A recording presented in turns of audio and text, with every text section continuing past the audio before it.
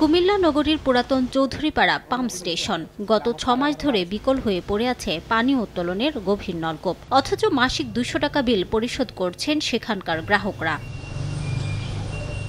ভূগর্ভস্থ পানির উপর সম্পূর্ণ নির্ভরশীল কুমিল্লা সিটি কর্পোরেশন কর্তৃপক্ষ, অথচ নগরীর ৩২টি পাম্প স্টেশনের মধ্যে নলকূপ বিকল হওয়ায় বর্তমানে বন্ধ ১২টি স্টেশন। এলাকাবাসী বলছে, বিল দিলেও মিলছে না পানি। কোনো কোনো এলাকায় আবার সরবরাহ করা হচ্ছে নোংরা পানি। এতে ক্ষুব্ধ নগরবাসী। জনগণ পানি পাচ্ছে না, ঠিকমতো গোসল করতে পারছে না। একটার দিকে দেয়, এরপরে ২টার দিকে বন্ধ করে দেয়। কালা পানি এমনই আসবে, একবার ঠিক হয়ে যাবে, এইগুলি বলে। শিগগিরই বিকল নলকূপ মেরামত ও বিকল্প উৎস থেকে পানি সরবরাহের আশ্বাস সংশ্লিষ্ট বিভাগগুলোর।